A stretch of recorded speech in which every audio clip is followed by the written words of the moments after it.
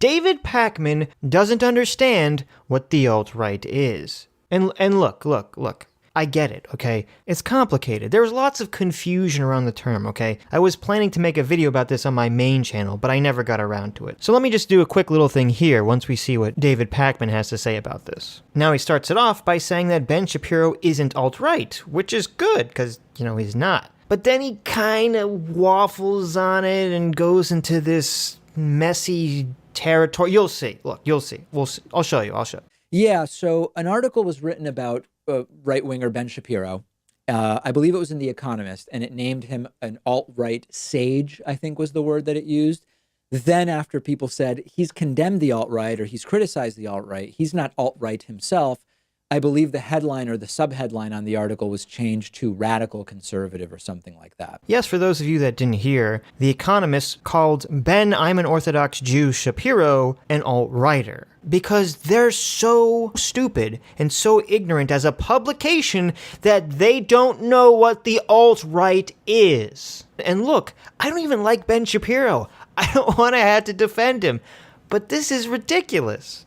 And it's hilarious that they're like, oh, yes, Ben Shapiro is not alt-right because he's been strongly critical of them. Yeah, he's been strongly critical of them because the alt-right are anti-Semitic. It's not that difficult. I know you know that. There's no way in hell The Economist doesn't know this. We just did a video about Jared Holt complaining that clowns are the next alt-right symbol. Everyone knows that the alt-right's anti-Semitic. How do you screw that up? How is it even possible? And it's doubly disgusting too because he agreed to do an interview with them. It wasn't just some random publication writing about him. They asked him to do an interview. He agreed to give them his time, and this is what they do. They turn around and they label him alt-right. It's just like that disgusting hit piece that the New York Times did on Jordan Peterson. It's almost exactly the same, except I actually like Jordan Peterson.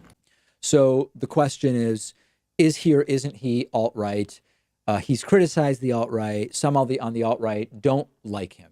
So let's take it in a few different ways. Is Ben Shapiro by identity alt-right? I think the answer is no. He's not identified as alt-right. We're already getting into this kind of wishy-washy territory because he says, is Ben Shapiro by his identity alt-right? So you'd only make that distinction. So you can say, yes, so-and-so doesn't identify as alt-right. However, he is totally alt-right because XYZ. Like, that's what he's setting up because he doesn't know what being alt-right means. The alt-right isn't particularly filled with Jews. Ben Shapiro is Jewish, although that doesn't mean one thing or the other definitively, but we're starting to kind of paint a picture. I'm pretty sure. Okay, wait a minute. Wait a minute. I'm pretty sure that if you're Jewish, you can't be part of a movement that wants you removed from the country or killed. I'm pretty sure you can't be a part of that movement. I mean, maybe there's that one crazy guy, there's always one crazy guy, but I'm pretty sure for the most part. I'm pretty sure. And Ben Shapiro also has been critical of the alt-right as a movement, if not for their ideology, maybe more for their tactics and the way that they have tried to implement their points of view. So I don't watch a lot of Ben Shapiro. So, you can write in the comments below if David Pakman's right about this and I'm wrong. But I'm calling BS on that. I'm calling complete BS on that. Okay, there's no way that Ben Shapiro, the Orthodox Jew, doesn't call out the alt-right's ideology, which directly counters his existence as an American. And as for the alt-right's tactics, I don't know what he's talking about. The only thing I can assume he's referring to is Charlottesville. Because beyond that, what are the alt-right tactics? Being trolls? Being annoying on the internet? Like, I don't know what he's talking about. Now, when I say that, I'm not saying Ben Shapiro's ideas are objectively better, worse, more or less damaging than the alt-right on the basis of being yes or no part of the alt-right. I love that he has to play this a certain way so that his audience will not be upset with him. And he knows his audience hates Ben Shapiro. So he's got to be like, yeah, he's not all right, but I'm not saying that doesn't mean he's not terrible. Look, I'm not saying that just because he's not a Nazi doesn't mean he's not terrible, okay? Ben Shapiro and the alt-right can both be distinct groups and have equally bad ideas or equally irrelevant ideas or whatever. Again, I don't like Ben Shapiro, but to compare someone who has pretty standard right-wing libertarian views about how the world should be, with people who want a white ethno-state, who want to remove via force or some other mechanism, quote-unquote, non-whites from America, how can you say that those are equally terrible ideas? How can you put those in the same ballpark? That's not even the same game. That's not even the same game. It's like you got Ben Shapiro and Andrew Yang. They're playing the chess of left-wing, right-wing politics, and then some alt-right guy comes and just pulls their pants down and takes a dump on the chessboard. Okay, that's the equivalent comparison, David. Now, on the issues, we would be sort of stupid if we ignored the reality that there's lots of ideas that Ben Shapiro does share with the alt-right. It's okay. It's okay. Look, again, he doesn't know what the alt-right is. It's fine. It's confusing. I know it's confusing. Okay, we're going to get into it. I'm assuming this is from ignorance, and I don't think that David is being purposely malicious here, like some other people are. I think The Economist was being purposely malicious when they labeled Ben Shapiro alt-right, and I'm going to talk about that in a little bit, but I'm assuming this is just ignorance. Here's something else. Maybe he's bought into the fake news himself. Maybe the fake news has convinced him. That's always possible. I remember when me and Adam interviewed this journalist who wrote a ridiculous hit piece on Jordan Peterson. And when we talked to the journalist, he barely listened to anything Jordan Peterson has ever said. He's getting all his information secondhand from the mainstream media, which loves to attack Jordan Peterson. And then he turns around and writes an article attacking Jordan Peterson himself. So, maybe that's what's happening here. There are points of overlap. People are poor because they're lazy, or they want to be, or they just haven't decided yet that they're not going to be poor anymore. Okay, I mean, I'm not, these are not direct quotes, but these are ideas that generally are common to Ben Shapiro and to the alt-right. Lower taxes on rich people. Okay, I mean, there's many more groups than just Ben Shapiro and the alt-right that have that ideology, but they share it.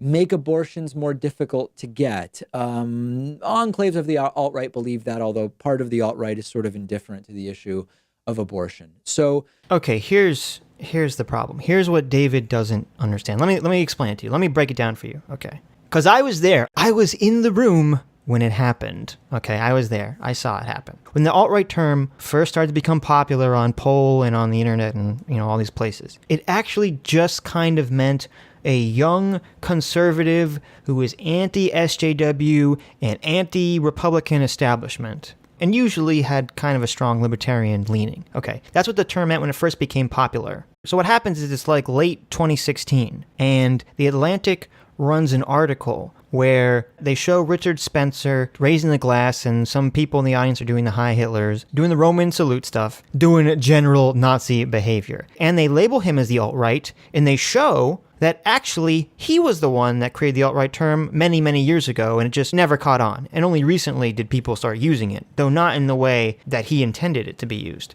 But once The Atlantic runs this article, and they make the term alt-right mainstream for the first time, okay, because it's still been a very small term, very unknown term, it's just like an internet thing. But now for the first time, the term alt-right hits the mainstream, and they reassociate it with Richard Spencer's original intention of white nationalism and a white ethno-state. And then, boom, forever the alt-right is ingrained with white nationalism. Now, you had some, in my opinion, very foolish conservatives at the time who had been labeling themselves as alt-right before this. And even though they weren't white nationalists, they didn't want to give up the label. They wanted to fight it and say, no, we don't believe in white nationalism. This is just the media trying to label us, this way. But no, it was dumb. It was a foolish attempt to try to take it back. It was too late. It's funny, even on Poll, people were so pissed when that article came out. And they were so pissed at Richard Spencer for hijacking the term. It was very funny, actually. Everyone was like, oh, alt-right's dead now. Term's dead. Term's tainted. They all knew. So this is where the confusion comes in. Because there was like those couple months where alt-right didn't mean white nationalist, it created this bizarre confusion. It kind of made the term nebulous for some people, or they didn't exactly understand what it meant, if being alt-right only meant white nationalists or not. Okay, because of this confusion about the term when it first arose. So let me say it as clear as humanly possible. Okay, David Pakman, The Economist, anyone out there, the alt-right only has one unifying political stance. They want a white ethno-state. That's it. That is the sole defining trait of the alt-right. The alt-right wants a white ethno-state. That is it. All this other stuff that David Pakman's going on about, he's like making these like libertarian arguments that has literally nothing to do with the alt-right. The alt-right isn't strictly libertarian. If you remember, if anyone saw Richard Spencer's debate with Sargon, Spencer's coming off as like almost a communist. He's the alt-right guy. He's not a libertarian. He wants all sorts of government work programs and government handouts. For white people, that's his distinction. That's the hang up. He just wants these things only for white people, okay? He was talking about he wants some sort of weird communist white people ruling class that would dictate politics. Okay, Richard Spencer's not a libertarian by any stretch of the word. And a lot of the alt-right people aren't libertarians either. They believe all sorts of crazy things. That's why I'm saying the only thing, the only connective tissue that binds all of the alt-right together is that they want a white ethno-state. This improper usage of the word it needs to go away. It needs to stop because it's only making the discourse worse and more confused. Now, with The Economist, I take back what I said in the beginning. I don't think they're that stupid. I don't believe it's possible for The Economist publication to be so dumb that they don't understand what the alt-right means. So I think when they label Ben Shapiro as the alt-right, it's entirely malicious. They know that when the mainstream hears alt-right, they think white nationalist. However, The Economist and some other people, maybe Pakman's doing this, but I don't think he is. I think this is ignorance on his part. I think The Economist and other publications, they want to kind of hide behind the initial alt-right confusion and be like, oh, no. Alt-right doesn't just mean white nationalist. It also means far-right and far-right libertarian. That way, they can label people that they don't like alt-right. And the public will say, oh, that guy's a Nazi. And then when you complain to the publication, they say, well, we're not saying that you're a Nazi. Okay, there's other classifications of the alt-right. It's not just Nazis. So I think that what The Economist did was purposely malicious and disgusting. And look, I don't even like Ben Shapiro. I don't even like him. My main criticism of calling Ben Shapiro alt-right isn't that there is not a lot of overlap in the ideas. It's that Shapiro, to me, has always been an establishment right-winger, an establishment sort of reactionary. Alt suggests that it is not establishment. It's an alternative to the establishment right. See, it's exactly what I was saying. David's confused. He's gone to this fake news narrative. He's confused about the origin of the term alt-right. It doesn't mean any of that crap anymore. It just means white nationalist or white ethno-state advocate. Whatever, however you want to label that idea. If you don't want a white ethno-state, you're not alt-right. It's really that simple. Overall, Ben Shapiro, both by political ideology and by his place within sort of the media milieu, is an establishment guy. Part of alt is that there's this outside insurgency sort of element to it. Shapiro's just an establishment reactionary conservative who, yes, has sort of aligned himself with this intellectual dark web, which has kind of that, they want to claim to be this outsider insurgent thing. Whether they are or not can kind of be debated. Great. Now he wants to put the intellectual dark web anywhere near the alt-right. It doesn't matter that the guy who coined the term was Jewish, okay? Eric Weinstein is Jewish. It doesn't matter that almost everyone in the intellectual dark web is pretty liberal on almost everything. The intellectual dark web is basically people with mostly liberal values who are anti-SJW. And also Ben Shapiro and Dave Rubin. They're like the two token conservatives. I know Dave Rubin says he's not conservative. I don't know. I don't even want to get into that conversation.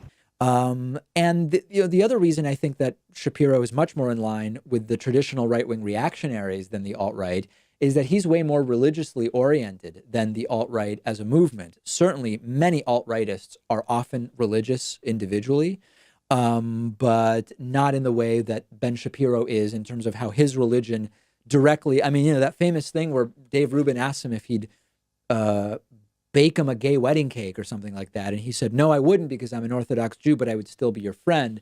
The direct influence of religion on Ben Shapiro's politics seems to be different than the alt-right. Here's part of the problem, too. David Pakman never says what he thinks the alt-right is. He just keeps saying, well, it's an alternative to the establishment. Okay, I don't know what that means. What does that mean? Just say what you think it means.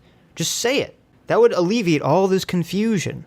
But in the end, this is an overblown focus on labels. Reactionary right-wingers, conservatives, and the alt-right have many areas of overlap. They disagree in some ways, and they probably disagree about implementation. They may disagree to some degree about Donald Trump. I don't think It's an overblown conversation about labels when one of those labels literally means you want a skin color based ethnostate and you want to label other people anywhere near that who don't want a skin color based ethnostate. I don't think that's overblowing the labels. I don't think that's overblowing the concern about labels. But I don't know that I would go crazy focusing on the labels. Economist was probably wrong to say Ben Shapiro is an alt-right sage, and I don't think it was necessary to say that. Probably wrong. There's a little chance that Ben Shapiro might be a secret alt-writer. Still a tiny chance.